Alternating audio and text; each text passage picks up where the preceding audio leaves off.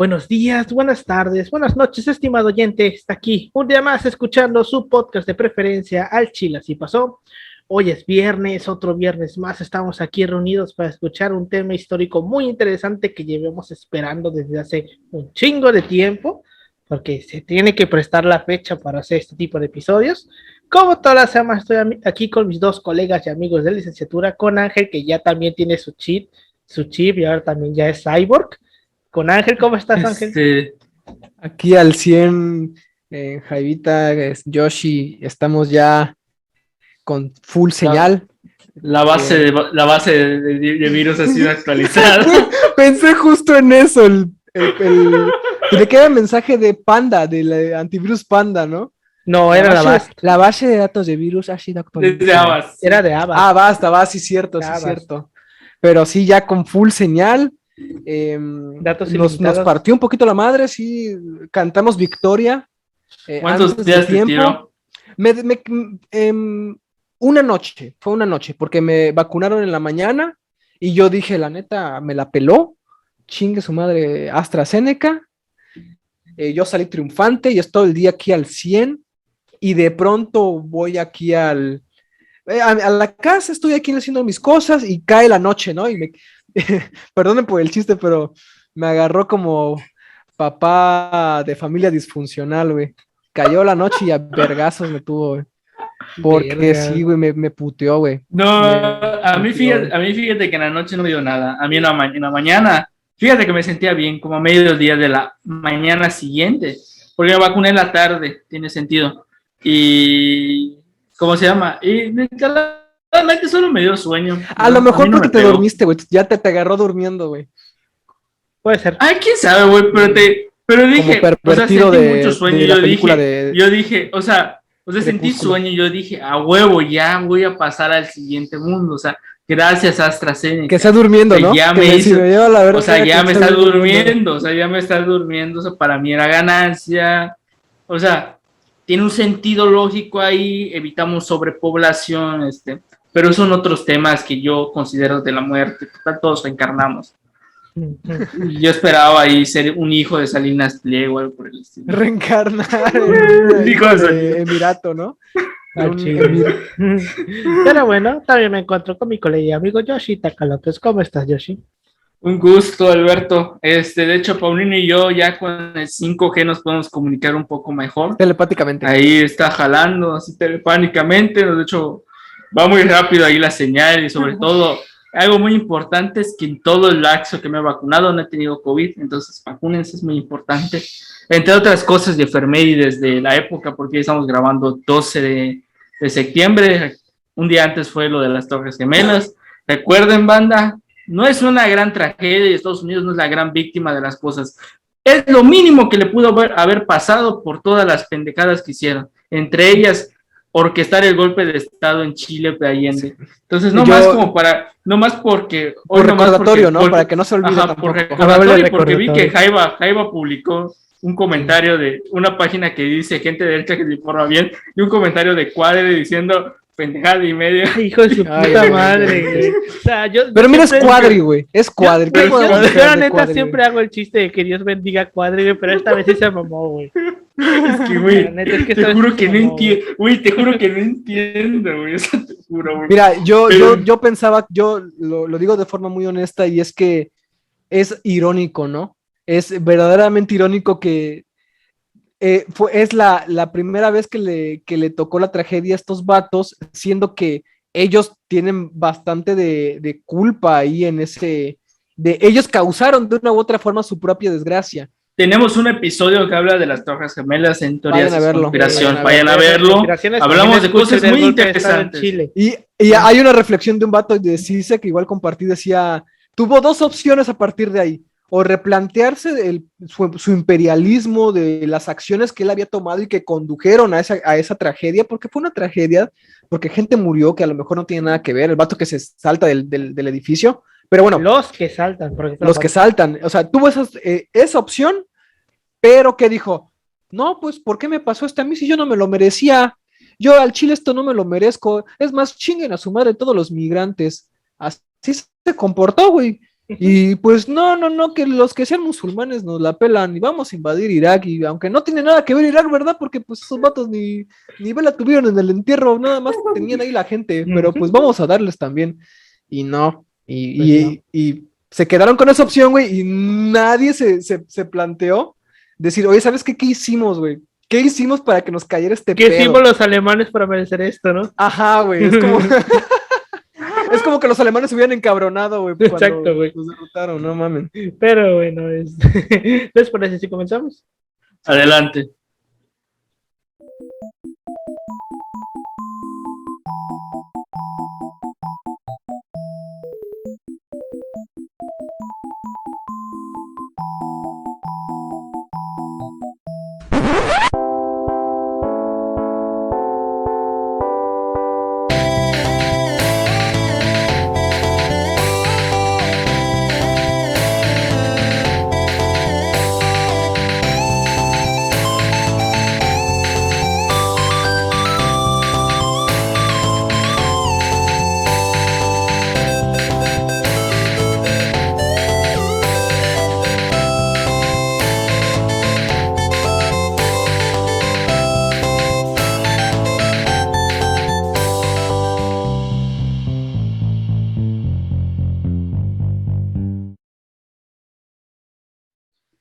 Bienvenidos a Chile Así Pasó, un podcast de historia mexicana universal, donde su servidor, Alberto González, le va a contar a Ángel Paulino Chan y a Yoshitaka López una historia chusca, bizarra, increíble o surreal acerca de algún personaje, proceso u hecho acontecido en la historia.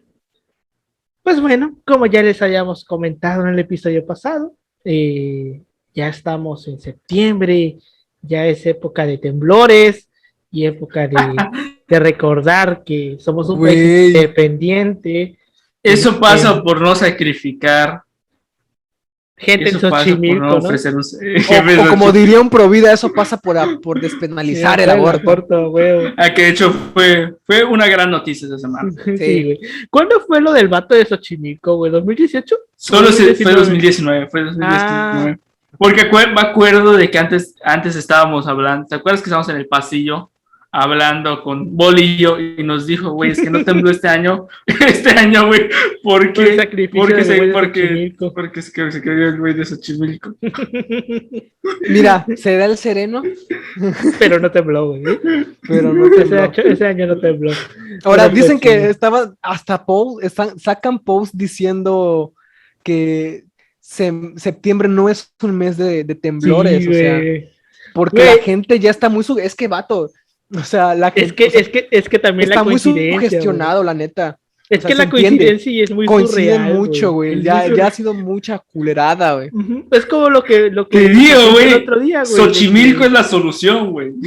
Lo que compartí yo el otro día, ¿no? De que si vuelvo a temblar el 19 dejo la carrera y me hago taquero, güey. Porque no mames, güey. Si vuelvo a temblar el 19 es porque ya neta Dios nos odia. La neta, o sea, decía, creo que Freud era el que decía, no existen las coincidencias, ¿no? Pues entonces, toma tu coincidencia. Pues toma pinche verga, temblor, güey. Con todo y luces cayó en el cielo, güey. Pues creo que es un buen mes para contratar una buena aseguradora. No está de más. Sí. A ustedes les vale verga porque están en la península, güey. Pero wey, los huracanes, eso no quita los huracanes, güey. Eso no quita los huracanes. Pero es más fácil protegerse de un huracán que de un terremoto. Tu culo, güey. Güey, deja explico esto. Porque para el huracán te puedes preparar, güey. El terremoto te agarra en cualquier lado. El temblor te puede agarrar cagando, ¿no? Sí, güey. Sí, o la morra amiga la agarró que se estaba masturbando, ¿no? Ah, sí.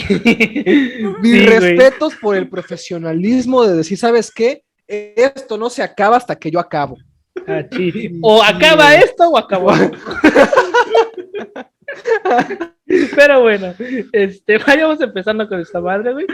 Porque va a estar largo este pedo. Recuerden, 2 partes. Porque es la independencia. No podemos abarcar toda la independencia en 1 hora, no mames. Y de nuevo, como en el episodio de la conquista, se tuvo que omitir algunas partes porque si no nos podíamos quedar aquí 3 días.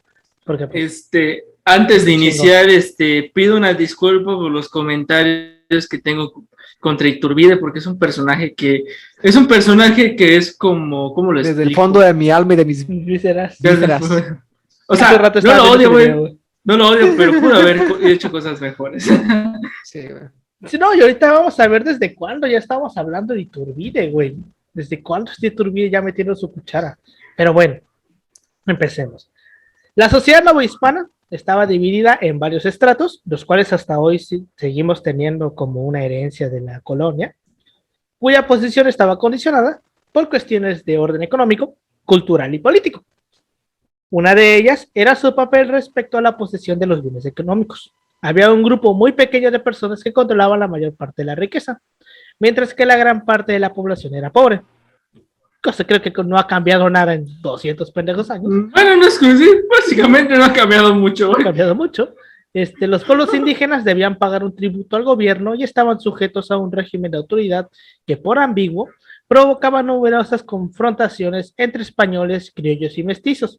Recordando que españoles son la gente que nació en España y vino para acá, criollos son la gente, hijos de españoles, pero que nacieron en América, y mestizos, pues la combinación entre muchas mierdas, ¿no? Porque hay un montón de castas entre mestizos. Hay muchos tipos de mestizos. Muchos de Ay, ajá, sí. Básicamente es un chingo de es todo, que hay un güey. chingo, güey.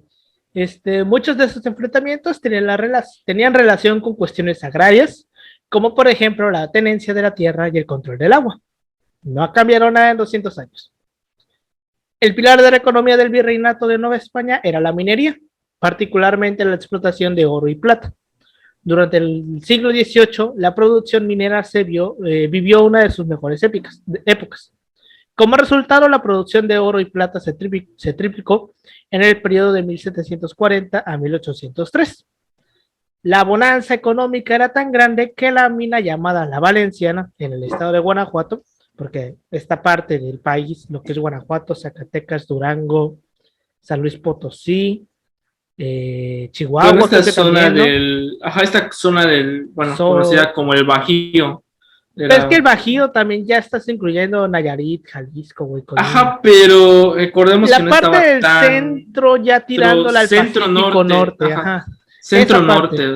O sea, se refieren más que nada los autores al Bajío, pero es por la división de la época. O sea, que se Ujú. reconfigura con la República, pero es otra historia.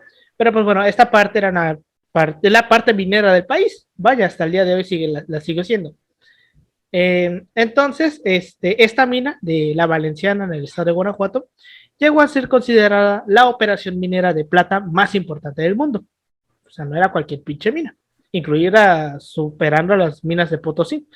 ¿Qué vergas se extraía de Potosí? Plata también, ¿no? Sí, plata y Era oro. plata, ¿no? Sí. Plata y Pero oro, creo. al finalizar el siglo Fíjate, XVIII, Nueva España producía más de 2.500.000 marcos de plata y sus principales regiones mineras eran Guanajuato, Zacatecas y el norte de la Intendencia de México, lo que acabamos de decir. La importancia de la minería para la economía novohispana era tal que Carlos III reconoció al Cuerpo de Minería de Nueva España en 1776. Un poco más tarde, permitió el establecimiento del Real Tribunal de Minería, así como el Colegio de Minería. Que me parece que el Real Tribunal de Minería eran los que hacían monedas, ¿no? ¿Quiénes eran no, los que hacían monedas? es la Casa de la Ajá, la Moneda. Casa Es de la la Sí, Casa de la Moneda. estoy Moneda. pendejo. Ahorita se me vino a la mente eso. Creo que era la Casa de la Moneda.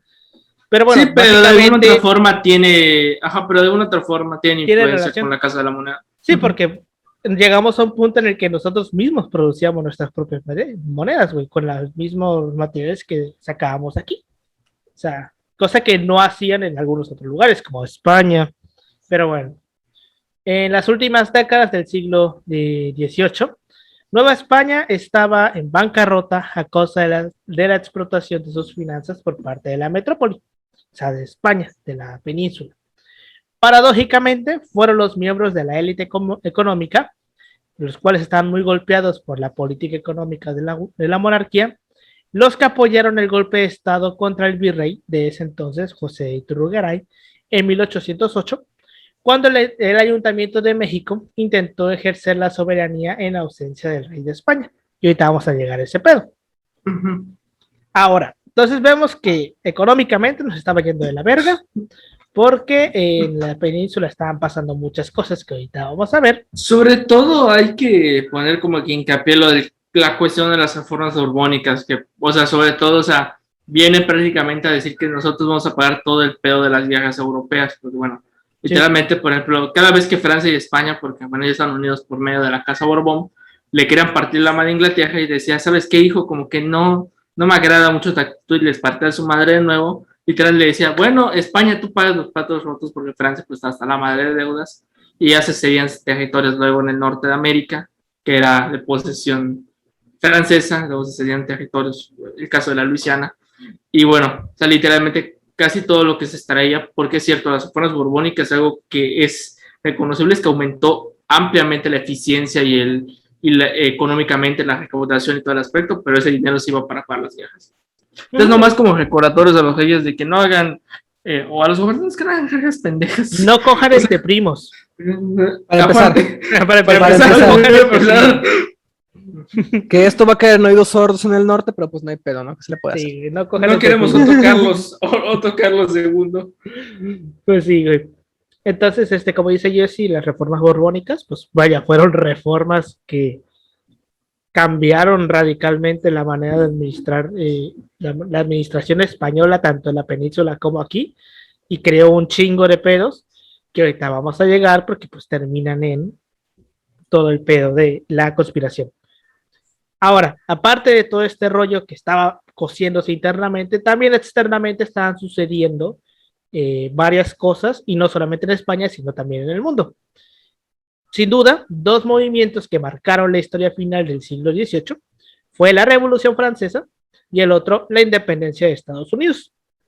Tanto una como la otra tenían su sustento en las ideas de la Ilustración, que los ilustradores, quienes eran Rousseau, Voltaire, Montesquieu. Sobre todo viene mucha de Rousseau y Voltaire, ¿no? Voltaire y este inglés de... Ay, güey, ¿cómo se llama ese vato? A ver, era... Locke. Sobre todo vienen muchos de los postulados de Locke en Inglaterra y bueno, se trasladan a Francia y se adaptan a lo que busca la Revolución Francesa, que o sea, busca romper el paradigma del que el rey es todopoderoso. El enviado de Dios, güey. Ajá. Pues sí. Le cortan la cabeza. Que comen pasteles, ¿no?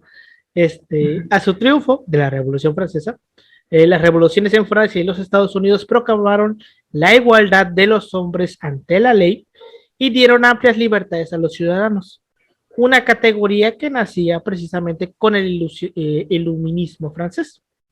Desde luego, estas ideas no eran del todo desconocidas en las colonias españolas. Se sabe, por ejemplo, que el cura Miguel Hidalgo era simpatizante de la Ilustración y que muchos de aquellos que participaron en la Guerra de Independencia conocían con mayor o menor profundidad las ideas del liberalismo. Entonces vemos que estos güeyes leían. Era complicado que leyeran, porque era complicado que llegaran a este tipo de textos aquí. Bueno, sobre todo hay que poner hincapié en este punto, o sea, si había ilustración en el caso español por medio, sobre todo el caso de Carlos III, que Carlos IV literalmente mandó todo al diablo porque vio la revolución y le dio miedo. Digo, pues a chingar a su madre todo lo que hizo mi papá, que estuvo correcto. Aparte de unas cuestiones de administración que no era tan bueno. Pero sobre todo hay algo que sí hay que reconocer de Carlos III, Felipe V, creo que es, el que usa Felipe V es su hijo, creo que es Fernando, no, es no recuerdo ahorita el que lo sucede. El pedo ¿Fernando VII? Que... No, Fernando VII es después de Carlos IV. Es este vato de, ya se me fue su nombre, ahorita se va a contar. Fernando VI. Es sexto. Es Fernando VI. Tiene sentido, ¿no? Pues bueno, el pedo es de que pues ya había como una promoción cultural en el caso no hispano, ya había un intercambio paulativo de ciertos textos, personas ilustradas, bueno, y por el medio de las tertulias, de alguna otra forma se arman estos grupos de conspiración, reiterando de que realmente era la población, digamos, criolla, peninsular, que por lo general son las de más poder político económico en la zona. Y que no tenían una intención todavía de independencia, era como, sí, como que para difundir ideas liberales, era difundir nuevos tipos de ideas, entre los cuales luego se llevaban a cabo a veces entre, por ejemplo, el caso de Yucatán, en iglesias, o sea, En los sanjuanistas, iglesias, por ejemplo. ajá, por ejemplo. Porque no había una confrontación como tal, era de que, bueno, son ideas nuevas que pueden coincidir con este modelo que tenemos de viejo régimen. ¿Sí? Y ahorita vamos a ver, cuando lleguemos en su momento ya a la conspiración de Querétaro, pero sobre todo cuando empecemos ya el segundo capítulo con la segunda etapa, la de la, ¿cómo se llamaba? La organización. Sí, ¿no? Era así, se llama se me fue el pinche nombre ahorita. Con Morelos, pero sobre todo con alguien olvidado, que casi nunca se le menciona, que es López Rayón. Okay. Porque López Rayón es igual de importante que Morelos, solamente que pues está más olvidado. Es como el Felipe Ángeles, güey. Para un pequeño acotamiento aquí con esto de la literatura que empezaba a llegar, la Revolución Francesa, como ya comentaban, pero también la Revolución de Haití, van a ser momentos clave para que sobre todo el caso, ajá. Córtame este pedo de estas lecturas, porque la neta, una revolución negra aquí en América, cerquita de aquí de nuestro rancho, la neta, no nos conviene, nos da mucho miedo, y esa misma gente que difundía este tipo de ideas o que daba pie a que circularan, empezó a decir también, que lo difundía, fíjate el caso, como que me dio, como que siempre no, ¿sabes? Dejémoslo entre nosotros. Fíjate, de hecho, algo muy interesante en el caso haitiano, en el caso de Santo Domingo, era colonia francesa. Entonces, algo interesante de este aspecto es que hay un artículo que se llama Los Jacobinos Negros. Es este aspecto de que la revolución decía que el hombre es libre y las personas, voy a decir la palabra negra, sin el aspecto privativo, realmente decían, entonces nosotros igual somos libres. Y, güey, empieza a haber una retórica en torno a qué aspecto el hombre es libre, güey. El homhombre blanco, el hombre blanco. Ajá, el hombre blanco, heterosexual. Ajá. Cristiano, de buenos valores. Entonces, pues es una cosa muy chingona. Algún día vamos a hablar de la revolución de Haití, güey, porque, bueno, la independencia. Bueno, tiene cosas muy interesantes. Puede considerarse revolución ahí, güey. Es que realmente sí todo levantamiento se puede considerar una revolución. No, más que nada el caso de Lynch y bueno, su historia de América Latina, él maneja las independencias como revoluciones, que se pueden debatir ampliamente, pero sí, de alguna otra forma el nivel de análisis es relativamente correcto. Pero te digo, o sea, esta cuestión del miedo a la insurrección negra que se conectara con una insurrección negra y aparte indígena ya en América, no en islas caribeñas, sino en América ya como tal, en continental, era un miedo terrible, tanto como para empezar a restringir la circulación de este tipo de ideas, de este tipo de libros. Sí, güey, está muy cabrón. Y pues entonces ya vemos que hay influencia de otros tipos de ideas, recordando que pues nuestra principal fuente de ideas era Estados Unidos, que estaba cerquita, y pues que todas las ideas que le dan forma a la independencia de Estados Unidos, güey, que porque Estados Unidos tenía que unos 40 años de independiente cuando empieza la guerra de independencia, más o menos. 1783. ¿No era 73? 1783, que yo recuerdo. Bueno, el 73 declaran la acta y según yo en el 83 ya Inglaterra lo reconoce formalmente con los tratados de París. Bueno, sí, pero ¿qué? ¿40 años? ¿30? Más o menos. Relativamente. Ya tenía bastante tiempo. Relativamente ya tenía una experiencia como... Bueno, de por sí, hasta en su época colonial tenía más autonomía que el caso de los virreinatos. Sí. Bueno, que los virreinatos en un momento igual tuvieron. Es que el imperialismo inglés era muy diferente al español. Sí. Y también, pues vaya, la influencia de Estados Unidos no era solamente de que se independizaron, sino lo que hacen después de independizarse, porque Estados Unidos es la primera república del mundo. De hecho, por eso me mama cuando dicen, ¿cómo no nos conquistó mejor Inglaterra? Vato. A ver. Así de, vato, si no naciste en Ciudad de México, probablemente ni siquiera estarías aquí, güey. Sí. Porque el fenómeno del mestizaje no se hubiera dado.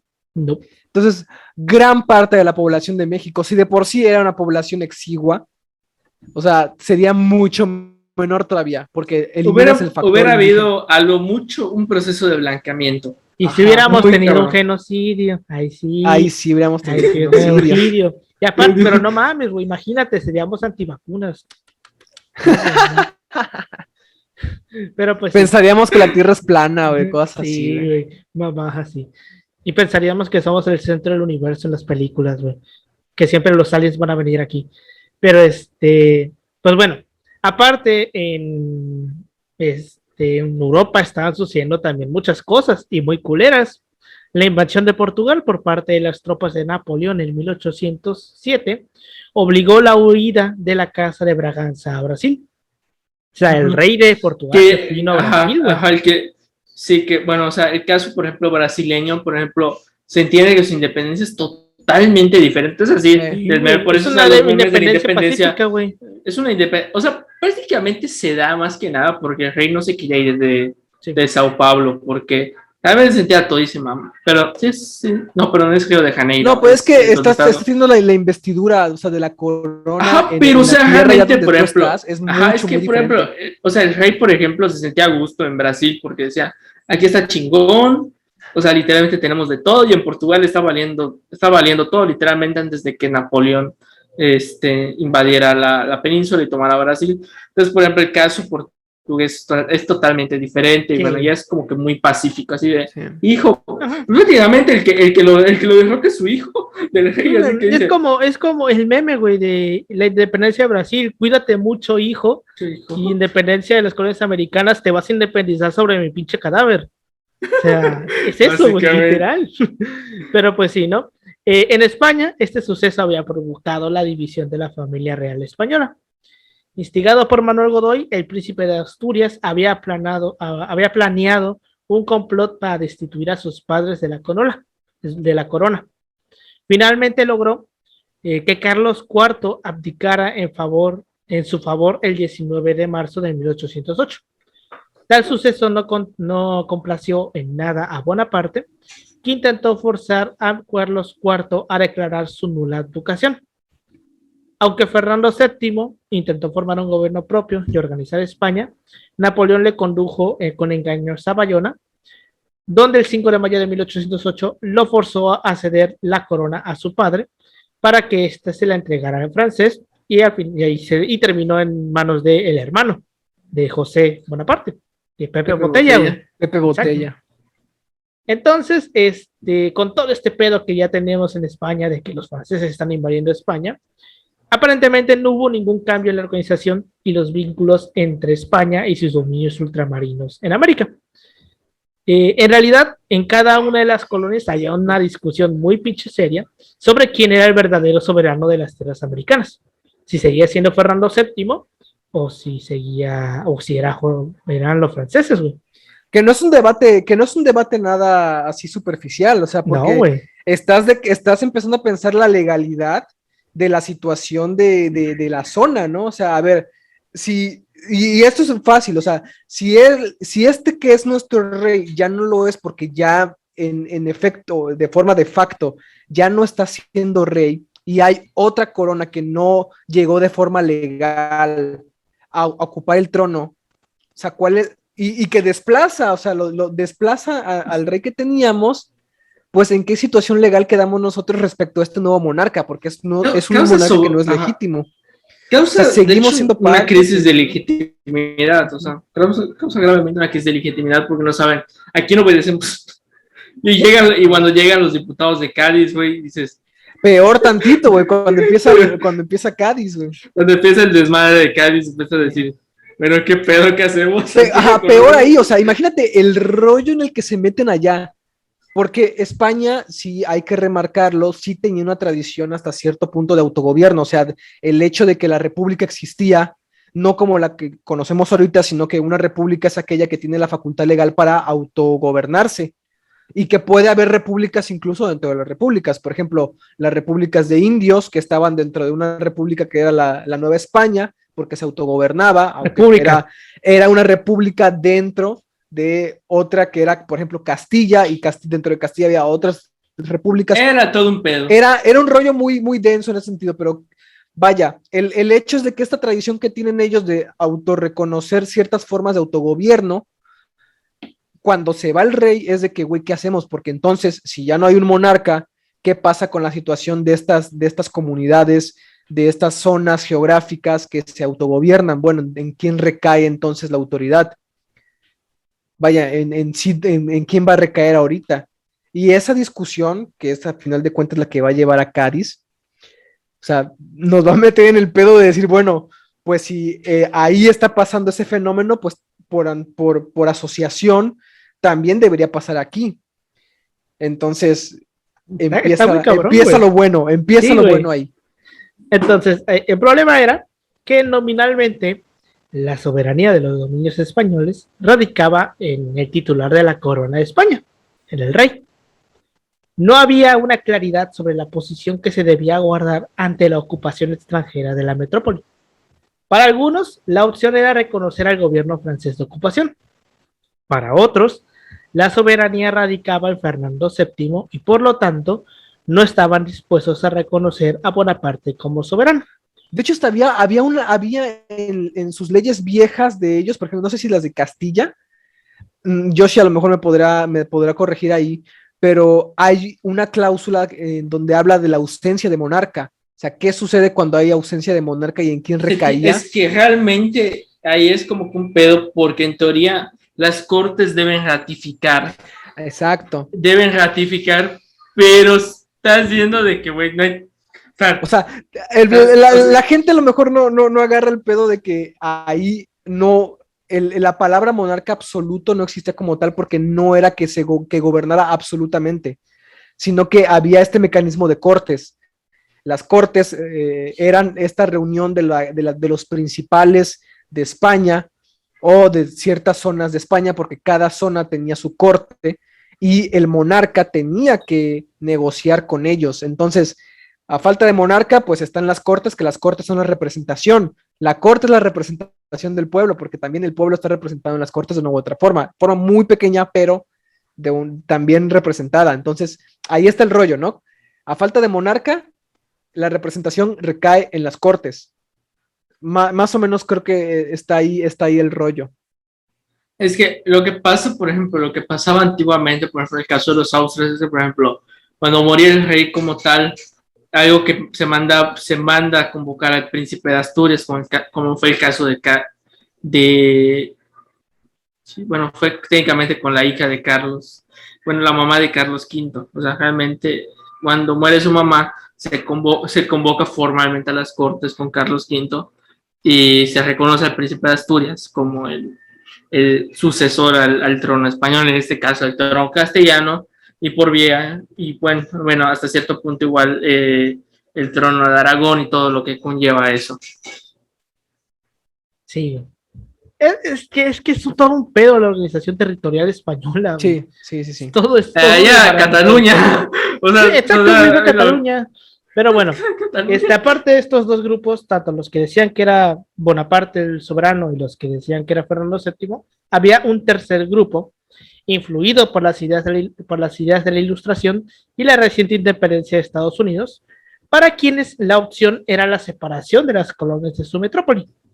Estas facciones estaban formadas sobre todo por los miembros de las clases altas y medias, es decir, por españoles, peninsulares, criollos y algunos mestizos, muy pocos, porque son mestizos, que habían llegado a ocupar algún cargo en la estructura de poder colonial, porque recordemos que los mestizos no tenían acceso a esto, ni tampoco los criollos. Solamente después de la reforma borbónica, solamente eran peninsulares los que pueden ocupar algún cargo de gobierno. En varias ciudades americanas se formaron juntas de gobierno, cuyo propósito fue conservar la soberanía en sustitución del legítimo rey de España, y hasta que Fernando VII fuera reinstalado en el trono. Entre ellas, la Junta de Montevideo, en Uruguay, la Junta de Tuitiva de La Paz, en Bolivia, o la Junta de Quito, que se hicieron entre 1808 y 1809. Casi todas ellas tenían su origen en la estructura municipal, una de las instituciones de gobierno más arraigadas en el mundo hispánico, y casi todas fueron dominadas por criollos ilustrados, pues en su mayoría los españoles peninsulares se oponían a la formación de gobiernos soberanos. José Bonaparte fue designado por monarca de España por su hermano, y en julio de 1808 llamó a los virreinatos de América y a las capitanías generales de Cuba y Guatemala a enviar 6 representantes para trabajar en el Estatuto de Bayona. Los americanos dijeron que en él, tomando la chingada. Aquí están tus representantes. ¿Sí? Sí, güey. Exacto. Luego de ser derrotados en Bailén, los franceses se retiraron temporalmente de Madrid. Su ausencia permitió que las múltiples juntas soberanas en la península acordaran la Junta Suprema Central el 25 de septiembre en Aranjuez. Por cuestiones de seguridad, se trasladó a Sevilla, Cádiz y a la isla de León. Un apoyo económico brindado por Nueva España fue empleado para reorganizar el ejército español en su lucha contra el Imperio Napoleónico, porque básicamente ese era el pinche papel de Nueva España, darles dinero. No, para... pero sí, o sea, hubo gente que de forma, la neta... Sí, güey, contribuyó con varo, 1808 me parece, o sea, sí. Imagínense. O sea, sí, es que, no pintaba también, la independencia para nada. No, o sea, para los peninsulares. Y para americanos, pues no creo que, pues mucho, o sea. Es que la práctica, o sea no había un sentimiento, o sea, esto lo vamos a ver más adelante, pero es como que realmente, ¿por qué al final se permite la independencia como tal? Es sencillamente por Cádiz. Cádiz, de alguna otra forma, la Constitución recelaba ciertos privilegios de ciertas clases, grupos sociales, dentro de los virreinatos, y pues vieron en Iturbide como que vamos a independizarnos y vamos a mantener el viejo régimen, a diferencia de algo lo que pasa constantemente, que de hecho de España no lo logra porque luego Fernando VII mueve sus influencias para mandar un ejército francés que termina dándole en la madre al liberalismo. Pero o sea, es como que, bueno, es una cuestión ahí, cuestión más que nada, aparte de que hablamos de un desgaste de una guerra de 10 años que... Pero te digo, en este momento todavía no hay un sentimiento de como todavía no hay un sentimiento. Esto ya nace a partir de la conspiración de Querétaro. Bueno, ni es que ni de la conspiración de Querétaro, porque que la conspiración de Querétaro tenía otro objetivo totalmente diferente. Nace a partir de López Rayón, de cuando matan a Hidalgo, pero ya lo veremos más adelante, tiempo al tiempo. La Junta Suprema Central emitió un decreto el 22 de enero de 1809 por el que reconoció a los dominios americanos como parte integrante de la monarquía con derecho a representación en el órgano. Para ello se pidió elegir un representante de cada virreinato y capitanía general. La elección se realizó por sorteo e involucraba a los ayuntamientos y al rey del acuerdo. En contraste, cada provincia de la península tenía derecho a un diputado, de modo que hubo 36 o más vocales por España y solamente 9 por toda América, porque, pues, no mames, güey, era más importante para los peninsulares la península que América. Los americanos evidentemente se pusieron al pedo por esto, por la representación desproporcionada, porque, pues, no mames, parecemos el PRI, o sea, no mames. O sea, sobre todo esto pasa igual, muchas de las iniciativas americanas por el miedo de que tienen, bueno, había cierto miedo, recelo de por sí, cosas que no, o sea, en la práctica realmente al final lo terminaron provocando ellos, de que había un miedo de que América se independizara, por eso había ciertos aspectos que no se permitían o no se implementaban a tiempo por el miedo de que diga un día se levante el virreinato y diga, pues me voy a independizar.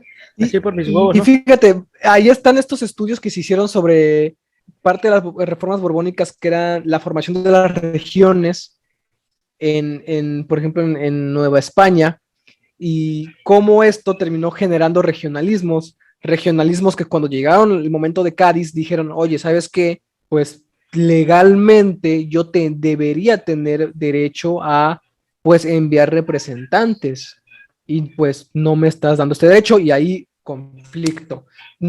Todavía no, si todavía no había sentimientos de independencia, este tipo de regionalismos que demandaban un poquito de representación va a generar conflictos con los que no estaban a favor quizás de la independencia. En efecto, y reiterando, vamos a llegar a ello en un rato. Bueno, los americanos, como comentaba, se pusieron al pedo por esto. Los criollos novohispanos con ideas autonomistas perdieron la esperanza de obtener resultados favorables para su causa en la metrópoli. La Junta Suprema Central decidió disolverse el 29 de enero de 1810 para formar el Consejo de Regencia de España e Indias con 5 de sus miembros.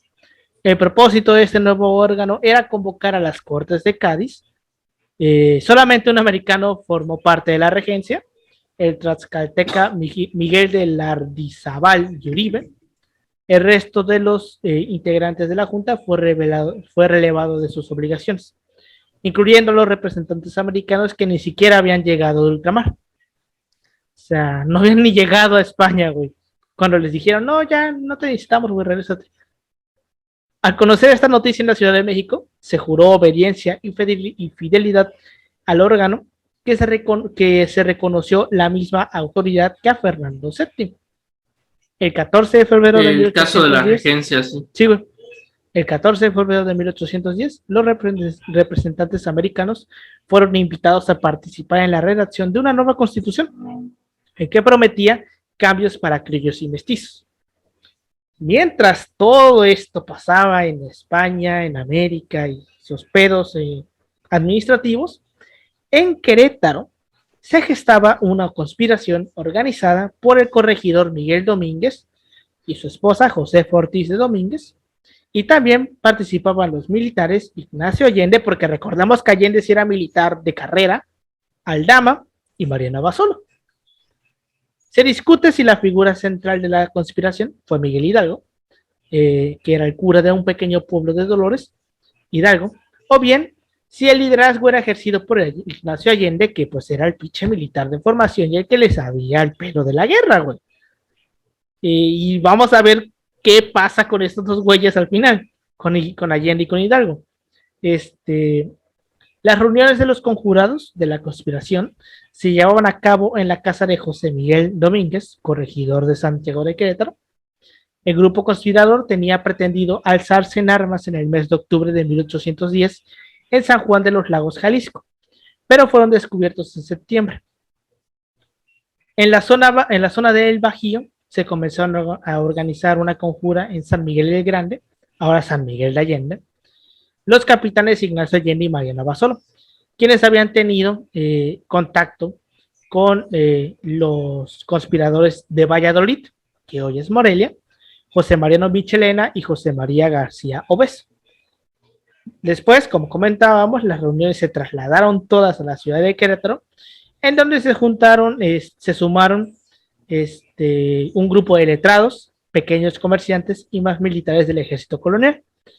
Y este grupo celebraba juntas disfrazadas de academia literaria. O sea, se juntaban a leer según. Porque, pues, evidentemente no podían decir, nos estamos juntando para conspirar. Porque se los iban a cargar. O sea, ¿quién hace eso? Exacto.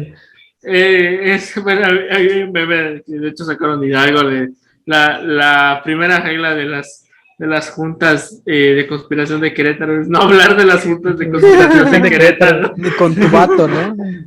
Exacto. En la primera semana de septiembre arribó a Veracruz el virrey Francisco Javier Venegas, quien de inmediato recibió información acerca de una conspiración contra el gobierno real español en México.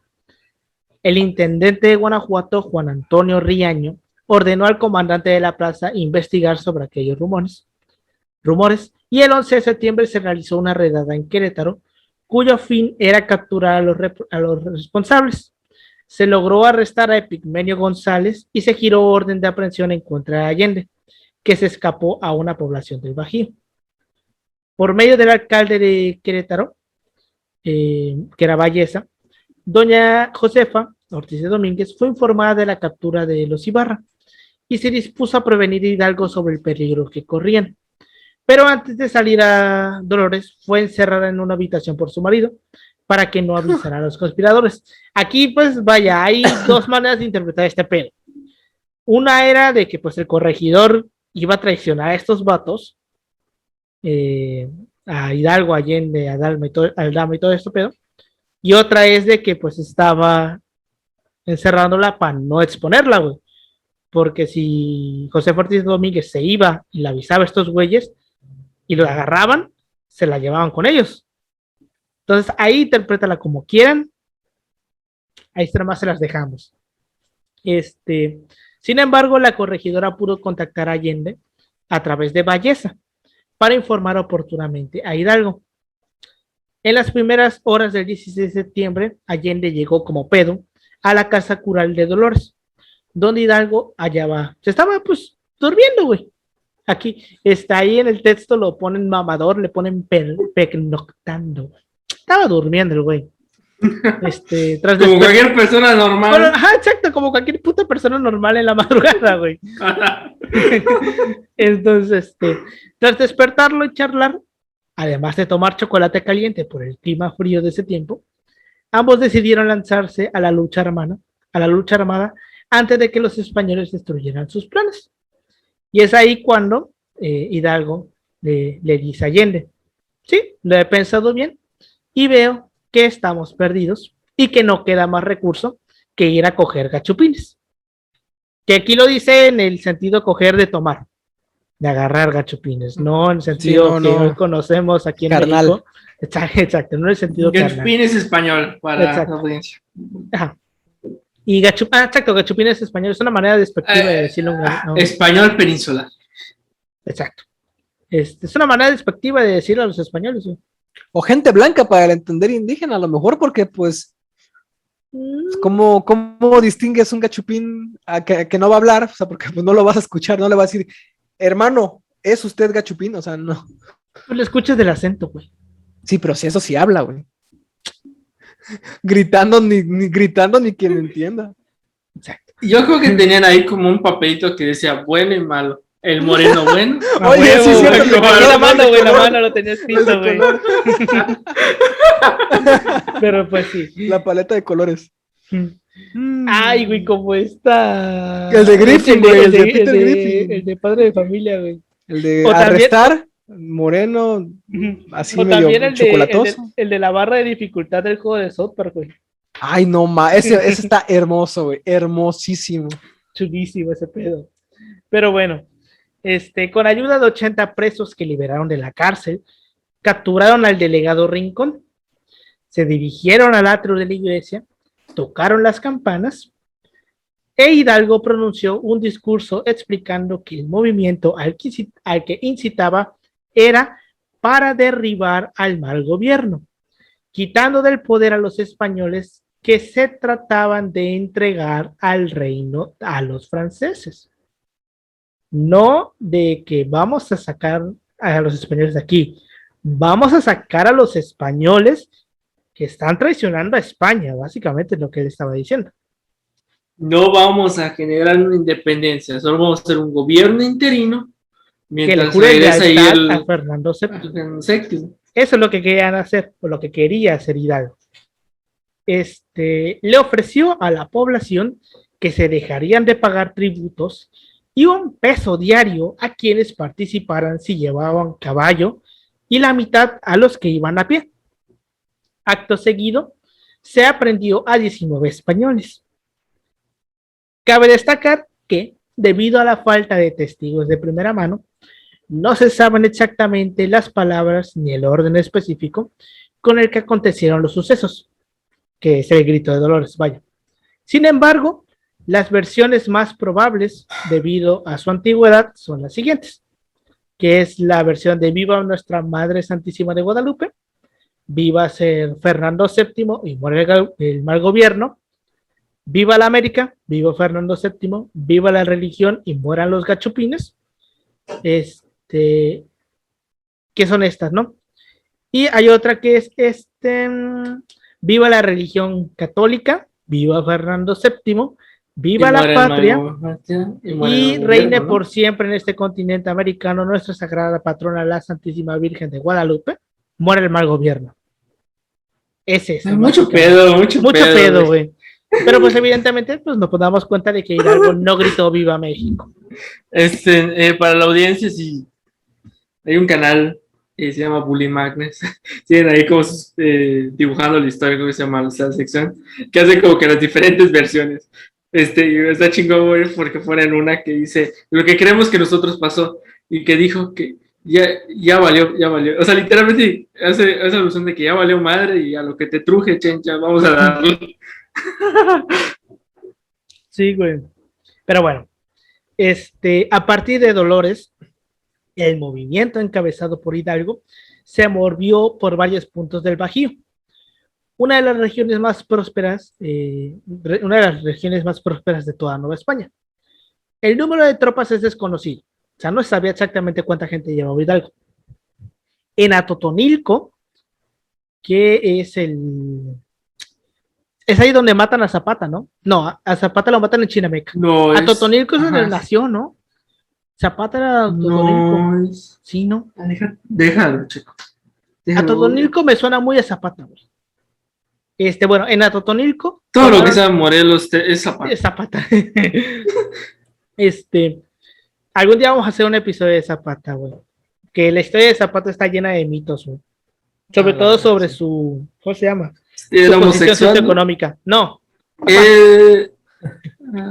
Es de su, ¿cómo se llama? De su orientación sexual, creo que es más de acá, ¿no? Sí, ese Ananel Quilto, allí nació. Ananel Quilto. Ananel sí. Y murió en Chinameca. Sí, en la hacienda. Sí, güey.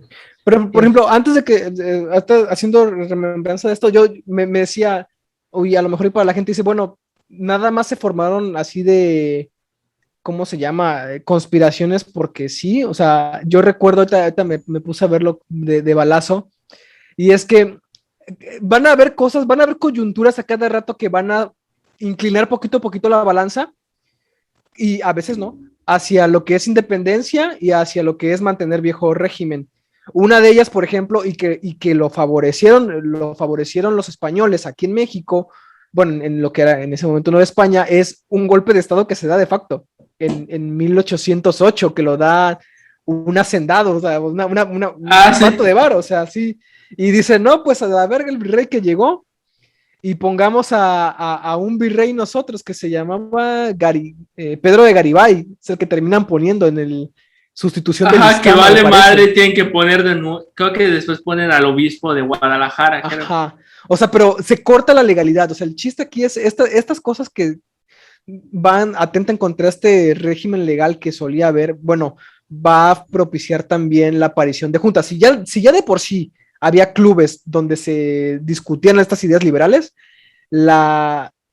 este golpe contra la legalidad aquí en la figura del virrey va a ser también otra cosa que va a propiciar la aparición de que estas juntas ya no sean nada más para discutir las ideas, sino que tomen otros rumbos. Y ya de ahí, o sea, se hace el desmadre. Sí. Es que, güey, hablar de independencia y hablar de la revolución, de este tipo de cosas. Pero bueno, continuando, ¿no? En Totonilco tomaron el estandarte de la Virgen de Guadalupe, que es considerado el emblema del movimiento, que aquí cabe mencionar que esa madre no era cualquier cosita, no era una pinche pinturita de este tamaño, era una pendejadota que pesaba como 40 kilos y que se tenía que ir cargando entre varias personas. O sea, no es ese palito con la banderita que muestran en las pinturas. Esta madre era una pendejadota enorme, güey, que una persona no podía cargar. En las poblaciones del oriente de Guanajuato se unieron al contingente de mineros y peones de haciendas aledañas, mal armados y entrenados. Cuando llegaron a Celaya el 21 de septiembre de 1810, los insurgentes podrían haber sumado 20,000 hombres. Celaya fue saqueada por los insurgentes, aunque Aldama y otros soldados de carrera intentaron inútilmente contener a la masa. Tras este episodio, Hidalgo fue proclamado capitán general de América por encima de Allende, que tuvo el rango de teniente general. Pues es que imagínate, o sea, toda la vida giraba en torno a la religión, o sea, buena parte de la vida giraba en torno a la religión y los curas, los sacerdotes tenían un papel muy importante. De hecho, por eso es muy curioso por qué no se lanzan también contra los curas, siendo que gran parte de lo que pagaban los indígenas, que era buena parte del contingente, Sobre- lo pagaban a obvenciones y a impuestos que mantenían a la iglesia, las fiestas, pero era hacia la iglesia como tal. Y no se lanzan contra ellos, o sea, se lanzan contra el español como tal, que ven como que ese tipo de impuestos no son los chidos, ¿no? O sea, también es Sí, güey. bastante sugerente.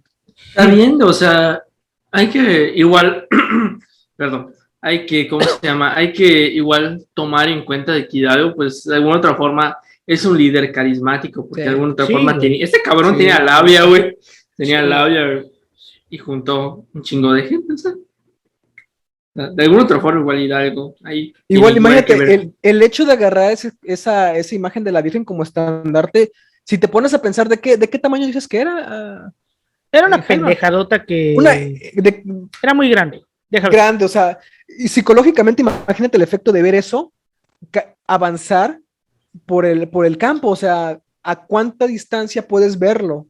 ¿Cuánta gente reunida ahí en número puede ver esa imagen y que de una u otra forma también está siguiendo? Ujú, güey. Igual en esta parte de la independencia, de la guerra de independencia, es cuando se da ese episodio en el que, pues vaya, en la parte de cuando Hidalgo era el líder del ejército, Hidalgo dejaba que los insurgentes hicieran lo que le antojaran los huevos en las ciudades, saquearan, quemaran y mil mierdas. Y hay una batalla, bueno, un sitio en alguna ciudad que nunca me acuerdo de cuál es el puto nombre. Es la de, esos nombres, Y la que es es la considerada como del, un crimen de guerra, güey, porque realmente no ajá, tenía ningún maldito motivo para hacerlo. Pero que obviamente se ignora totalmente, porque no mames, ¿cómo vas a acusar a Hidalgo de cometer es crímenes de antes de la guerra, güey? Lóndiga, es la ciudad antes de la Lóndiga. ¿Silao?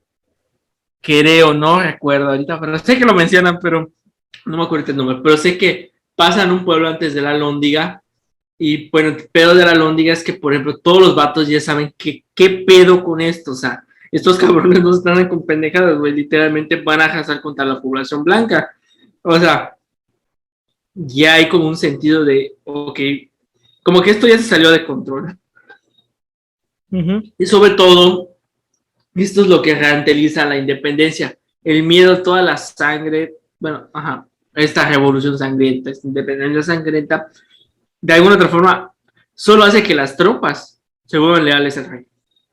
Uh-huh. Y Sí. todos los grupos se vuelvan O sea, leales. muchos, o sea, lo que va a hacer en la Lóndiga y lo que va a hacer un poquito antes también va a ser muy mala imagen, o sea, muy mala fama, que sí va a recorrer bastantes lugares Sí, güey. de Nueva España, o sea, y si de nuevo no había un sentimiento de patria, o sea, el sentimiento de patria hacia tu región y ya, o sea, Uh-huh. tú eras de Veracruz y tu patria Veracruz, y de tu patria México, tu patria Yucatán. Así, esa era tu patria, no habría algo llamado México. Entonces, y también era como que el rey, ¿no? O sea, y escuchando este tipo de cosas, de los disturbios que estaba viendo, de las matanzas que estaba viendo, tú qué dices, oye, pues esta idea de independencia y de república, pues a lo mejor así no me suena tanto, ¿no? O sea, más si tenías también a Cádiz, o sea, porque están esos dos proyectos antes de que regresara el rey, pero están estos dos proyectos coexistiendo. Tienes a Cádiz de un lado, con su representatividad en las regiones que se está empezando a formar, y tienes la opción violenta, porque o sea, así se percibe y así la muestran también, porque también se le hace una campaña a eso, Sí, güey. la campaña violenta de los insurgentes, que probablemente son partidarios de Francia y de los franceses que están asolando España, o sea, y esa es una mala imagen que se le está dando. Y pues también recordemos que esta primera etapa es un putísimo desmadre, güey. Sí. Es un desmadre, no hay ni Sobre pie ni todo cabeza, sobre todo, nada. A partir de la segunda ya vamos a empezar a ver Como que un liderazgo, vamos a orden, ¿no? ver Ajá. organización, un orden. Esa es la característica de la segunda etapa. oh, que yo tengo un Cuando chisme muy bueno llega, de Morelos. cuando llega Morelos y llega Rayón y dicen, a ver, cabrones, vamos a ir en orden, porque no vamos a hacer un putísimo desastre. Pero bueno, después de apoderarse de Salamanca, Irapuato y Silao, el ejército insurgente llegó a Guanajuato el 28 de septiembre. A pesar de las simpatías que despertó inicialmente, el movimiento de Hidalgo fue mal visto por las clases medias y altas, pues los líderes eran incapaces de contener a su tropa. Por el mismo motivo, comenzaron a hacerse más visibles las diferencias entre Allende e Hidalgo. El apoyo a los insurgentes en Guanajuato era evidente. El intendente Riaño se atrincheró con su tropa en la Lóndiga de Granaditas. Era uno de los edificios más fuertes de la ciudad, que la Lóndiga era un lugar donde se guardaban granos, se guardaban, ¿qué? Maíz, semillas de cualquier tipo de grano, alimento, ¿no? todo lo que tiene que ver con granos de agricultura. Y se guardaba pues como una bodega. Una reserva. Como una bodega, una reserva, exacto. Y pues la Lóndiga de Granaditas era un pinche edificio de piedra, güey, que parece impenetrable, solamente había una manera de entrar, y te la vamos a ver. Entonces estos güeyes se atrincheran en la Lóndiga de Granaditas y envían cartas solicitando apoyo militar al virrey Venegas, a la Real Audiencia de Guadalajara y a Félix María Calleja, jefe de las tropas realistas de San Luis. La ayuda pues no llegó. Por su parte, bueno, Hidalgo, sí llegó, pero más tarde. sí, por su parte, Hidalgo, antiguo amigo de Riaño, solicitó la capitulación del intendente, pero este le dijo que sobre sus huevos lo iba a agarrar y fue uno de los primeros en morir. ¿Cómo te quiero te la verte? Después de que el Pípila incendió, ya hablamos de esta historia, la puerta principal, Hidalgo y los insurgentes tomaron la Lóndiga. La ciudad fue saqueada nuevamente hasta que Hidalgo emitió condena a muerte para los responsables. En respuesta al avance de los insurgentes, el virrey Venegas publicó un carteles, ofreciendo una recompensa de 10,000 pesos por las cabezas de los principales líderes de la insurrección. Por su parte, el obispo de Michoacán, Manuel Abate Queipo, publicó un edicto de excomunión contra Hidalgo y sus seguidores, porque pues eso era lo peor que te podían hacer en esa época, güey. Si te excomulgaban era porque eras el pinche, ¿cómo se llama? La escoria de la sociedad, güey. Y así lo entendía la gente también. Sí, así lo entendía la gente, güey. Hidalgo, y por eso no solamente era Hidalgo y sus seguidores, para que te lo pienses y lo vas a apoyar. Sí. Hidalgo inició su avance por otras ciudades del Bajío el 8 de octubre de 1810. A su paso se sumaron más personas y llegó a tener reclutados hasta 70,000 hombres, que no son pocos, ¿eh? Los insurgentes se dirigieron a Valladolid, a Morelia, y en Acámbaro apresaron a Diego García Conde, enviado a defender la capital michoacana. Y aquí es donde nos encontramos a nuestro amigo Agustín de Iturbide, que contaba con 60 hombres para defender Valladolid. Pero pues teniendo noticias del número de insurgentes, rechazó el ofrecimiento de Hidalgo para unirse a la tropa y pues básicamente dijo, mejor decir aquí corrió que quedó, y se fue. Se fue de la ciudad, pues, oye, no se quedó. Hay que ser medianamente inteligente, sí, mano. No mames. Y con él se fue el obispo Abade Queipo. Valladolid fue tomada pacíficamente el 17 de octubre. Que te habla también un poquito de la, bueno, mediana inteligencia de una persona para decir, ¿sabes qué? A la madre del honor de morir aquí, yo me voy porque ¿cuál es el chiste? Bueno, ¿no? eso me recuerda una frase. Eso me recuerda una frase icónica de Transformers, de cuando le dicen a Cybertron, le dice su compa, le dice, recuerda, o sea, puede ser cobarde huir, pero los cobardes viven otro día y se pueden vengar. Sí. Y mira que Iturbide vivió otro día y otros más, y así le fue, güey. Ya llegaremos a esa parte. Los insurgentes avanzaron hacia el Valle de México. Para hacer frente a la rebelión, el destacamento de Torcuato Trujillo realizó reconocimientos en el área de Tlahuaca. Pero ante el avance del numeroso ejército de Hidalgo, decidió reforzar a Mendívil en Lerma y el puente de Atengo. Los rebeldes avanzaron por Santiago Tianguistenco El 30 de octubre de 1810, los insurgentes derrotaron a los españoles en el Monte de las Cruces. Gracias a la estrategia de Mariano Basolo, que aquí hay un comentario que yo tengo que hacer sobre Mariano Basolo, güey, que está circulando estos últimos días. Una nota, güey, no sé si ya la vieron. No, Que es creo una que no. nota, güey, que en la que están teorizando que Mariano Basolo era transexual. Ah, sí, vi la nota. No, Que no la se vi. supone, güey, que Transgénero, creo, algo así. No, No sé. transexual. No, Que transgénero, aguanta. porque todavía no estaba la. Ajá. Se supone que la idea que tienen estos güeyes es que en la tumba de Abasolo encontraron huesos de mujer. Entonces lo que ellos dicen es que a lo mejor era una mujer que se vestía de hombre. ¿O fue una cripta familiar? Ajá, De entonces hecho, ellos eso dicen, se hizo, ¿no? O sea, en las tumbas de normalmente los héroes de la independencia y de la revolución están mezclados ahí. Eso es lo que voy a llegar. El punto es que básicamente ellos dicen que a lo mejor y era una mujer que tuvo síndrome de Tourette. ¿Qué se llamaba síndrome de Tourette? Que es básicamente que no se desarrolla adecuadamente sus No, creo que características Tourette es femeninas. el del habla, ¿eh? No El sé, Tourette, güey, el no sé, Tourette es estoy del hablando de habla. lo pendejo. Leí el artículo, no me acuerdo exactamente qué síndrome, pero es un síndrome que evita que las mujeres se desarrollen con características femeninas y terminen como en una especie de limbo, güey. Entonces, mucha gente, bueno, estos güeyes están diciendo que Abasolo era transexual porque era un hombre bajito, de 1,50 según las crónicas, y que según que cuando se cambiaba no le gustaba hacerlo en presencia de otros hombres. Y por eso están diciendo que es transexual, güey. Ah, cabrón. Creo. O sea, puede ser perfectamente. Oye, No, puede ser, pero pueden ser muchas cosas también, exacto, ¿no? o sea, puede ser, sí, güey, puede ser. Pero a ver, cabrón, es como cuando te dicen, ¿cómo sabes que no? Exacto, pero güey, es que mi idea es. ¿Cómo sabemos que otro personaje no era también a lo mejor así? A ver, prueba que no. Ese es el problema, pero es que, güey, yo lo que pienso es, a ver, cabrones, vivimos en un país, güey, donde probablemente los huesos de unos perros fueron hechos pasar por los niños héroes y se les construyó un pinche monumento, y vivimos en un país donde contratamos a una vidente para resolver el caso de un asesinato. Neta, ¿no conciben la idea de que alguien en algún momento de la historia haya ido a la tumba de Abasolo y haya cambiado los huesos?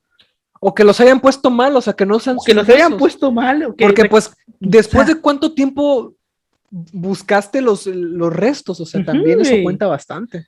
O sea, de verdad. Cosa, ¿es la tumba original? Ajá. Se supone que sí. Se supone que sí, güey. Vamos a la propuesta, güey. Es un chingo, güey, porque hay que aparte, o sea, dices, o sea, son de mujer, pero me pregunta, ¿hay que hacer una prueba de ADN con algún familiar, algún descendiente de la persona para saber a ciencia cierta si es él? Y todavía está el debate de que a lo mejor, digamos, su esposa, o alguna familiar cercana de él, se le depositaran sus restos en la misma tumba, que podría ser otra teoría posible. Pero igual, o sea, es como que está muy al aire, o sea, no hay como un sustento. Es muy, o sea, muy, no quiero decirlo, pero es muy improbable poder lanzar esa afirmación así nada más por tus huevos, güey.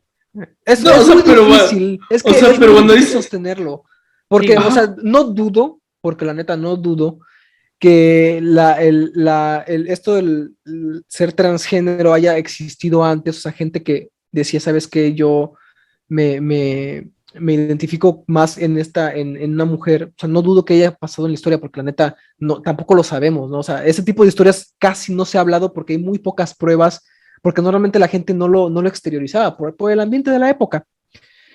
Entonces, ya sostener de todas formas que puede ser un caso es muy difícil de probar, o sea, puede que sí, pero vaya, ¿con qué sustento, no? O sea, no es porque nos pongamos de mal pedo, porque hay gente que en redes sí se pone así mal pedo, pero digo, desde un punto de vista objetivo, o sea, probarlo es muy difícil. Sí, para empezar, que sean exactamente los huesos, como dice Yoshi, de la persona. Otra, si sí son los huesos, ¿estás al 100% seguro de que esa persona con todo uso de razón y conciencia decía, sabes que yo soy mujer? O sea, como lo pensamos ahorita, porque la verdad no. O sea, meterse en la cabeza de esa persona ya muerta, tratando de elucidar si realmente se pensaba mujer o si ella se vestía porque a lo mejor no podía haber entre la tropa o entre la gente de la época ahí tomando decisiones, no podía haber mujeres, o sea, es muy difícil. O sea, Sí. saberlo es muy ¿Qué es difícil. lo que podemos afirmar? Que es un personaje de ese tiempo. Eso sí lo podemos afirmar.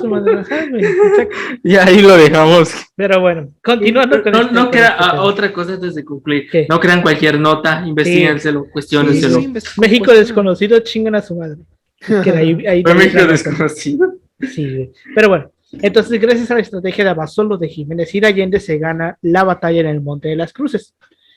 Al terminar la batalla, los insurgentes se apoderaron de armas y municiones del ejército realista, cuyos remanentes, incluyendo Iturbide, huyeron a la Ciudad de México.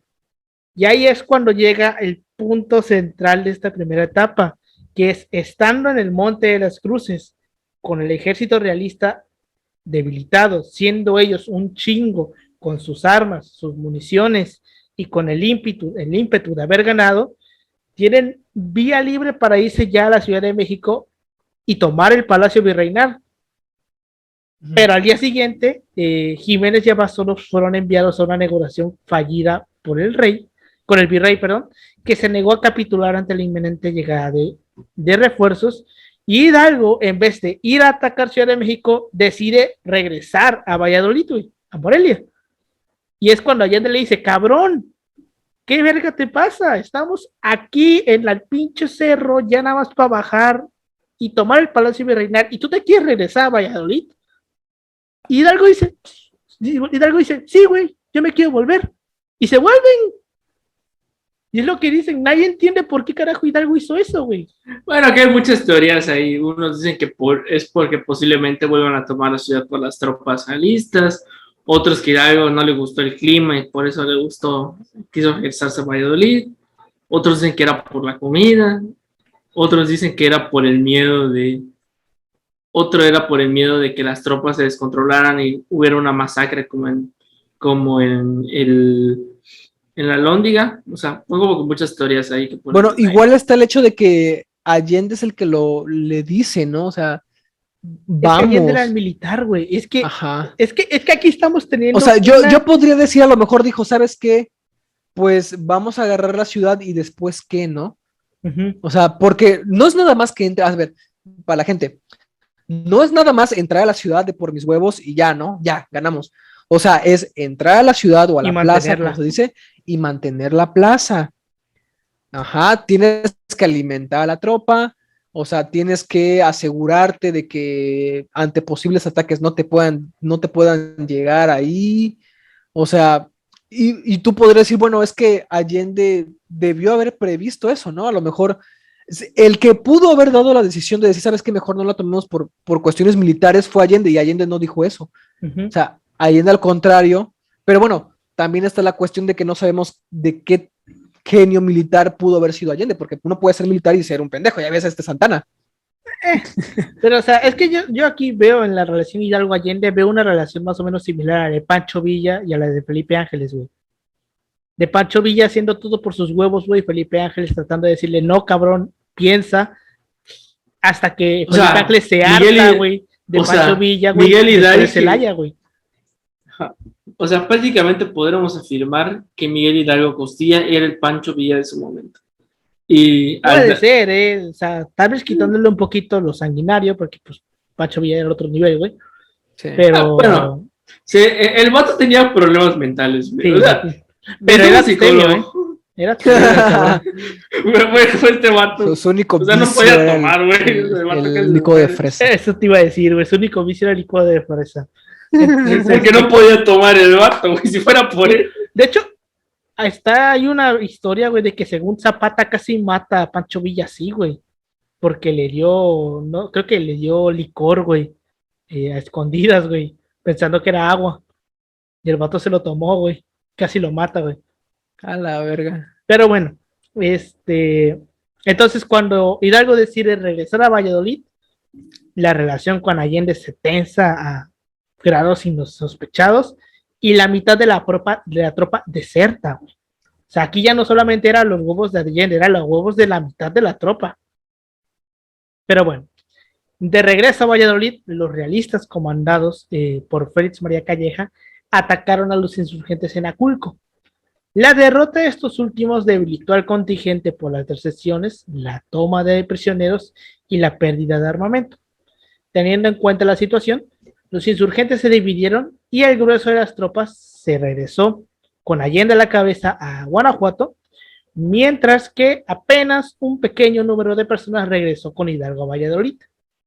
Allí el generalísimo obtuvo el apoyo financiero de la iglesia y nuevas adhesiones. A ver, igual aquí hay algo importante. Hidalgo, que yo recuerde, no era independentista como tal, ¿no? ¿O sí? Hidalgo lo que quería, importante, ajá. Hidalgo lo que quería era instalar un nuevo gobierno que le jurara lealtad a Fernando VII. Ajá. Y aquí está lo interesante también, o sea, para explicar a lo mejor por qué no toma Ciudad de México. O sea, ¿por qué no tomó Ciudad de México? Porque es la clave de la pieza clave del virreinato. Entonces, él, que no era precisamente un independentista, pues a lo mejor ahí tiene un poquito de la explicación, ¿no? Porque finalmente no estaba contra el sistema, o sea, estaba contra algunas injusticias, porque de hecho, algo que hace y que también le van a dar crán en publicidad es que era anti-esclavitud y estaba a favor de que las tierras fueran de los indígenas, o sea, pertenecían a los pueblos indígenas. Y lo legisló, o sea. Trabaja. Ajá, o sea, tiene podríamos decir, un carácter agrarista hasta cierto punto y emancipador, pero no independentista. Progresista. Ajá, era como un reformador, podríamos pensar a lo mejor reformador, porque no quería una revolución como tal. O sea, él buscaba reformar hasta cierto punto ciertos aspectos de la vida. Pero no independizarlo, y te digo, siendo la Ciudad de México una pieza clave del virreinato, a lo mejor ahí está una de las causas por las cuales... Tal vez fue como muestra de buen gesto, a lo mejor. Pues, o también diciendo, si ya de por sí no nos ven con buenos ojos por la lóndiga, si algo sale mal en Ciudad de México, que evidentemente iba a salir mal, nos van a odiar, o sea... Y es Ciudad de México, no es un pueblo aquí X, no, es el centro del virreinato, donde está la catedral, donde está todos los signos del virreinato, ¿Es la capital? Todo su esplendor están allá, es la capital. Pero pues sí, bueno, como diría Calderón, haya sido lo que haya sido, pasó. Pero bueno, Hidalgo se dirigió a Guadalajara y no a Guanajuato, como había acordado con Allende. La relación entre ambos se debilitó aún más, pues Allende, que Hidalgo se estaba dejando llevar por la plebe y había olvidado a Fernando VII. O sea, ya Allende estaba comenzando a creer que Hidalgo ya no quería hacer este gobierno provisional, sino que ya quería irse más al lado independentista. Porque Allende también era del pensamiento de Hidalgo, de vamos a juntar un gobierno provisional que le jure lealtad a Fernando VII. Pero bueno, la intención de Hidalgo era conformar un órgano de gobierno. Con tal propósito, nombró a Ignacio López Rayón como ministro de Estado y a José María Chico como ministro de Justicia. Como jefe de este órgano, Hidalgo dispuso la abolición de la esclavitud en el territorio de la Nueva España el 6 de diciembre de 1810. Ante la inminente llegada de las tropas realistas de Calleja y de José de la Cruz, se celebró una junta de guerra. Allende e Hidalgo propusieron estrategias distintas, pero la decisión, al final, fue por los huevos de Hidalgo, quien dispuso que Ruperto Mier saliera a detener a las tropas de José de la Cruz. Sin embargo, Mier fue derrotado en Urepetiro por el regimiento de Pedro Celestino Negrete. Los insurgentes fortificaron el puente de Calderón y allí se encontraron con el contingente realista al mando de Manuel Flón y Félix María Calleja. Después de 6 horas de combate, los insurgentes terminaron huyendo del lugar y Guadalajara fue ganada por los realistas. Los insurgentes se trataron de movilizar a Aguascalientes, pero en Pabellón, Hidalgo fue revelado como relevado como generalísimo y Allende condujo a la tropa rumbo al norte para unirse con José Mariano Jiménez, que tomó Saltillo después de ganar la batalla de Agua Nueva. Los otros líderes y el resto de la tropa siguió el camino hacia el norte y en su paso por Monclova, por primera vez se encontraron con Ignacio Elizondo, que había sido simpatizante de la insurgencia. Como resultado fue capturado Pedro de Aranda. El 21 de marzo de 1808 fueron presos en Acatica de Baján, Coahuila, Hidalgo, Allende, Aldama y Jiménez, junto con los otros miembros de la insurgencia, básicamente las cabecillas, güey. Antes de que llegase el momento, evidentemente, Hidalgo lo mandaron a Chihuahua, lo juiciaron y lo condenaron al fusilamiento, porque era lo que le tenían que hacer, no le podían hacer otra cosa. Antes de que llegara el momento de ser ejecutado, Hidalgo se confesó con el cura José Juan Vaca y comulgó, por lo que quedó libre de toda excomunión. Al amanecer del 30 de julio de 1811, cuando llegó la hora del fusilamiento, que tendría lugar en el patio del antiguo colegio de los jesuitas en Chihuahua, que en ese entonces estaba habilitado como cuartel y cárcel, y que en la actualidad es el Palacio de Gobierno de Chihuahua, pidió que no le vendaran los ojos ni que le dispararan por la espalda, como era lo normal al momento de fusilar a los traidores. Pidió que le dispararan a su mano derecha, que puso sobre el corazón del lado izquierdo. Hubo necesidad de descargar dos descargas de fusilería y 2 tiros de gracia disparados a quemarropa contra su corazón para acabar con su vida. Tras lo cual, un comandante tarahumara de apellido Salcedo le cortó la cabeza de un solo tajo con un machete para recibir una premiación de 20 reales. Porque recordemos que una vez fusilados Allende, Adalma, Hidalgo y Jiménez, las cabezas las cuelgan en cada esquina de la Leonida de Granaditas. Y esto pasa en 1811. Ni un año, 6 meses, güey. 6 meses dura la primera etapa, básicamente. ¿Sabes? Septiembre, octubre, noviembre, diciembre, enero, marzo, febrero. Sí, 6 meses, güey. Lo que dura. Y pues con la muerte de Hidalgo, se llega al final de la primera etapa, que es la etapa del inicio de la, ¿cómo se llama? Sí, del inicio. De la lucha armada. De la lucha armada, exacto. Y a partir del momento en que muere Hidalgo, se inicia la segunda etapa, pero eso ya lo veremos en el siguiente episodio, que es cuando ya vamos a empezar a ver la independencia como una guerra de verdad y no como un pinche desmadre que era como la traía Hidalgo. Entonces, con eso llegamos al final de esta primera parte. Opiniones que tengas sobre el tema, Pau. Pues me quedo con esta parte del Hidalgo como figura histórica, o sea, verlo en esa dimensión, o sea, ni más ni menos, porque ya después como que se le hace casi un culto.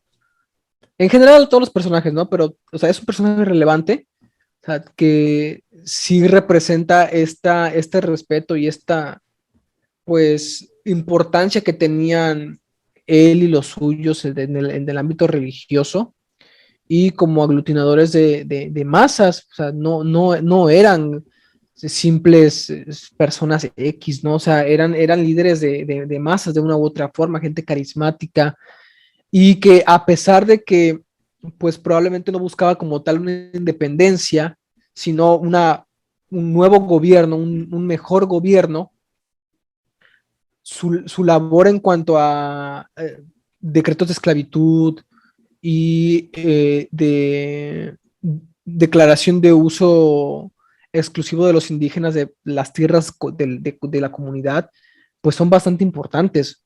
O sea, tan importantes como para que creara todo un movimiento, pues campesino. O sea, también de otras clases, ¿no? De otro tipo de profesiones, pero sobre todo campesino. Y pues y eso nadie se lo quita. Eso ya después lo voy a comentar cuando terminemos con esta parte de la independencia, pero mucho del por qué se le rinde tanto respeto, culto a lo que es los primeros independentistas, o sea, bueno, independentistas, ¿no? O sea, Hidalgo, Morelos, es por esta parte, o sea, que se entienden ellos mismos y su lucha como una lucha desde abajo, y es lo que estamos viendo con Hidalgo, o sea, es un rollo que viene desde abajo. Sí, güey, es todo un rollo porque se le toma más importante a quienes lo iniciaron a quienes lo Sí, sí, terminaron. sí, Todo un rollo de básicamente un discurso nacionalista sí, también. de vaya. Y porque también, pues vaya, es como que suena un poquito más heroico decir, en el caso de Sí. Hidalgo, que un cura que no tenía ni puta idea de estrategia militar organizó un ejército. Es heroico, suena heroico, güey. Alguien que no tiene ni puta idea hace una Porque hazaña, fue el güey. primero, ¿no? O sea, siempre los que empiezan el rollo tienden a tener más protagonismo. El derecho a la antigüedad, se podría decir, Ajá, por dentro de derecho de la tropa. antigüedad. Pero pues vemos que Hidalgo para la estrategia militar no era el más, No. no era el bueno, güey. El bueno era Allende. O sea, yo reitero con esto, es como la relación Pancho Villa-Felipe Ángeles, güey. Sí. Pancho Villa era el pendejo que hacía las cosas y Felipe Ángeles era el que le trataba de evitar, güey, que hiciera pendejadas, güey, que Pancho Villa no le hacía caso. Y pues tenemos así dos ejemplos equiparables, güey, que es el Monte de las Cruces con Hidalgo y Allende, güey, y la batalla de Celaya con Pancho Villa y Felipe Ángeles. Que Felipe Ángeles le dice, güey, no vayas a Celaya, porque te va a partir tu madre Obregón. Y Pancho Villa le vale verga, güey, y va a Celaya y Obregón le parte su madre, güey. O sea, lo destroza. O sea, hizo mierda Pancho Villa Obregón en Celaya, güey. Que Perdió la mano en el camino, güey, pero lo hizo mierda. tienen cierto aspecto hasta dramático, ¿no? A lo mejor y eso igual mueve bastante el drama de la derrota, el drama de que son como que más impulsivos o que no piensan tanto las cosas que a lo mejor uno puede relacionar consigo mismo también, ¿no? O sea, no es el gran personaje, o sea, o el que estaba en el ámbito militar desde siempre, sino que se fue formando poco a poco y eso creo que también a la gente le gusta, o sea, en general, ¿no? O sea, y está Sí, bien también.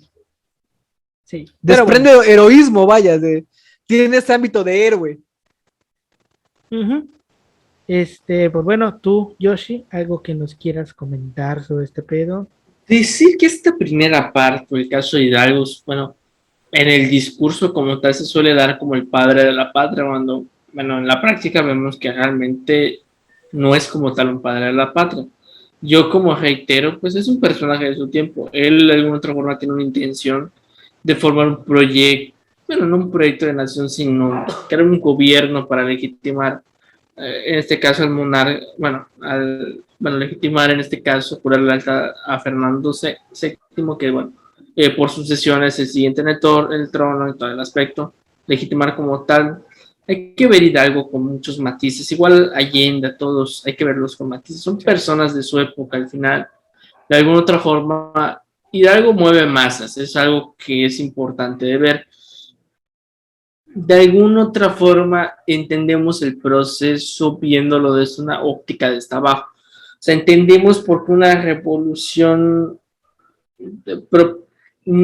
revolución que busca una independencia como tal no se dio en este periodo, ver cómo de alguna otra forma las masas populares o ver una revolución de esta abajo no era tan probable, era mal visto, a diferencia como pasó con Sí. Iturbide, que es una revolución de esta arriba.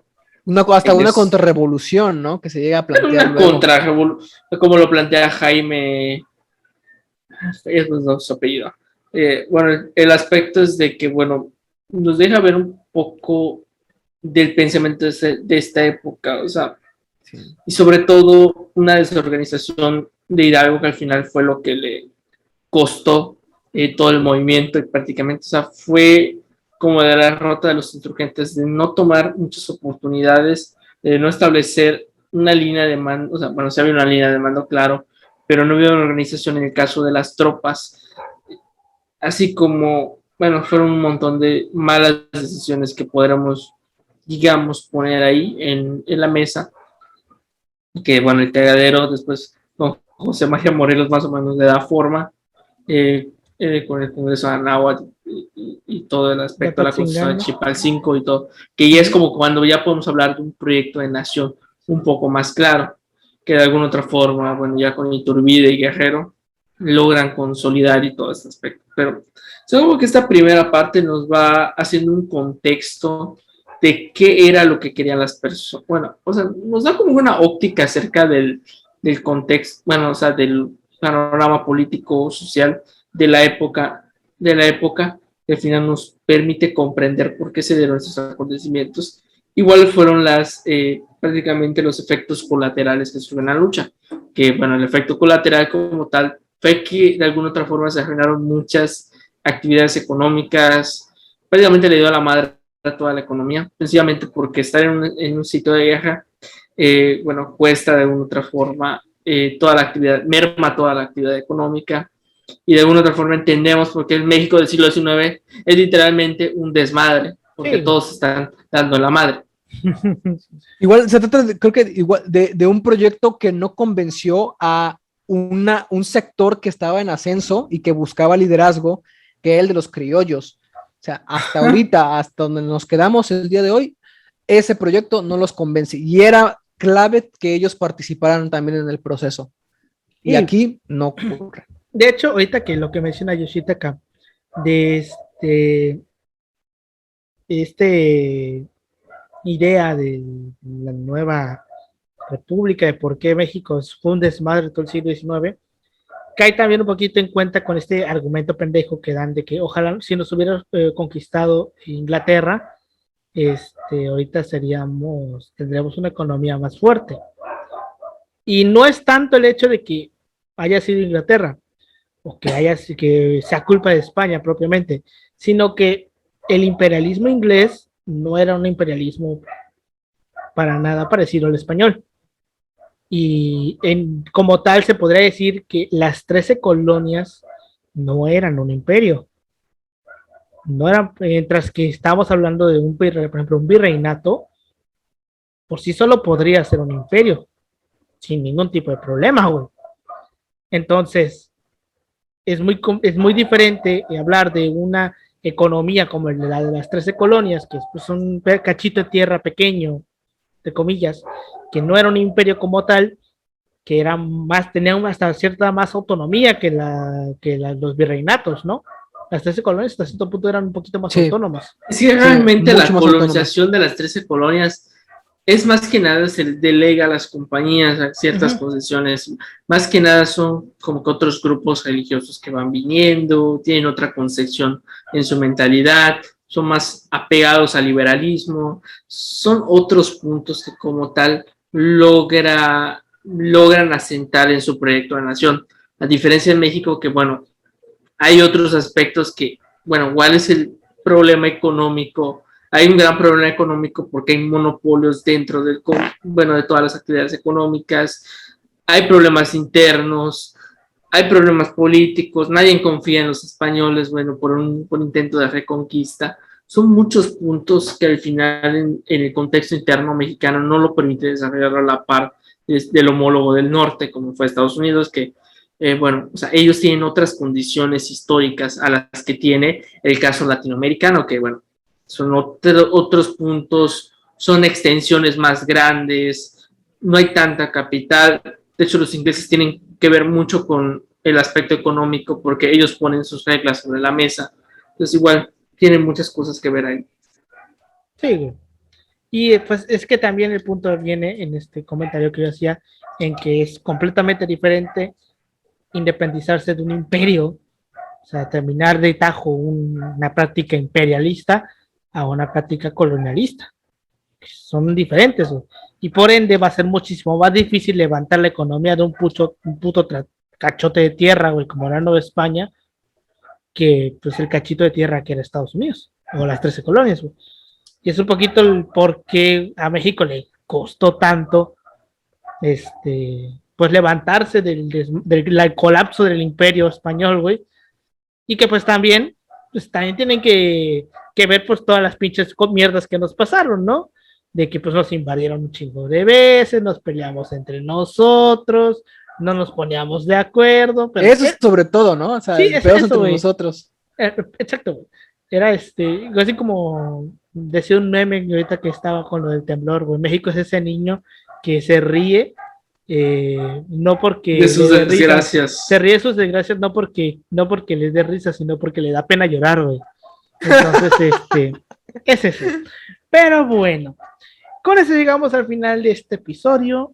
Nos vemos la siguiente semana con el segundo episodio. Probablemente cuando estén viendo el segundo episodio nos van a ver cambiados porque lo vamos a grabar mañana, porque ahorita son las 12 de la noche y pues al Chile ya hace sueño.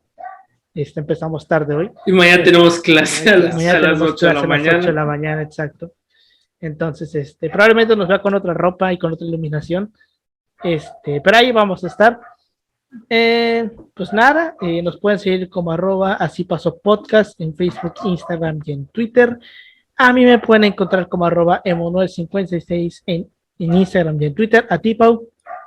A mí como Paulino Chan Cruz, Ángel Paulino Chan, en Facebook, en Instagram y Twitter como Pau-3cc. A ti, Yoshi. Me pueden encontrar en Instagram como yoshi.28007. Pues bueno, ya se la saben. Muchas gracias por habernos escuchado. Nos vemos la siguiente semana y va a estar interesante porque ya empezamos la parte con carne, güey.